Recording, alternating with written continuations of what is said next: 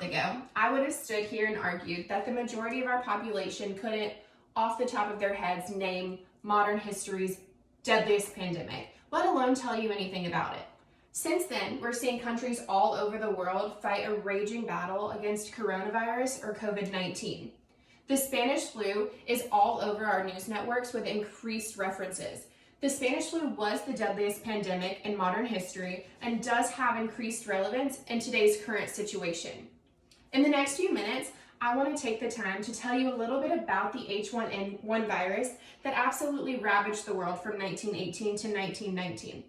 But first, what was the Spanish flu? The Spanish flu was caused by H1N1, which is actually a subtype of the influenza A virus. It's an airborne virus, meaning it's transmitted from droplets in the air. Droplets get in the air when someone infected actually coughs or sneezes, and then these droplets are breathed in by someone who is now potentially infected as well. Because it was an airborne virus, the Spanish flu was able to travel across the world quickly and efficiently and eventually infected a third of the world's population. The Spanish flu would eventually claim 675,000 American lives and 50 million lives globally. Gina Kolata of the New York Times notes that number of 50 million worldwide deaths would be equivalent to 200 million deaths today. This leads me to my main point, that the Spanish flu was the deadliest pandemic of the last 500 years. I do have a visual aid here that shows the number of deaths by pandemic. As you can see, the number of Spanish flu deaths is increasingly higher than all of these right here, the last one being COVID-19. We have 50 million deaths here, and the second largest pandemic is going to be the HIV or AIDS virus, which, as we know, affected the world and is still affecting the world for decades, unlike this short span of time of the Spanish flu here.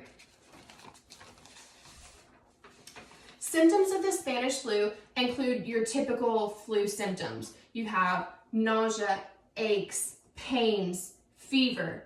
There were actually also dark spots that would appear on patients' cheeks, and they would also turn blue simply from a lack of oxygen and then have severe attacks of pneumonia.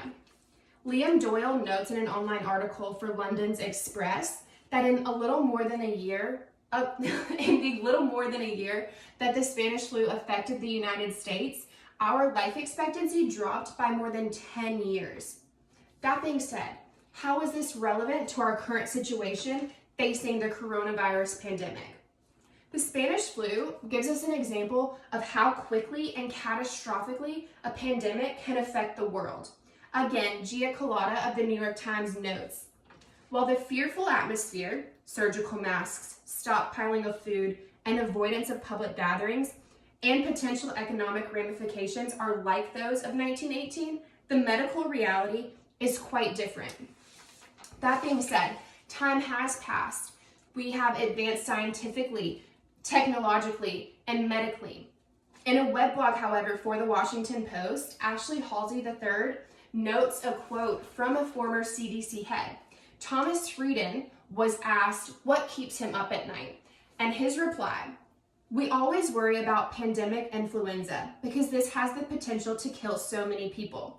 We stockpile antivirals for an emergency, but much more is needed to both track influenza better around the world and develop a better flu vaccine."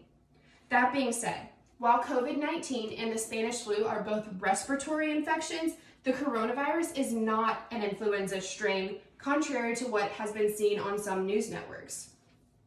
In conclusion, it's likely that the advancement of technology in the medical field will allow us to prevent the level of damage that was caused by the Spanish flu, but the H1N1 virus that caused the Spanish flu wreaked havoc across the world, much like the havoc we're seeing be wreaked right now by the coronavirus or COVID-19.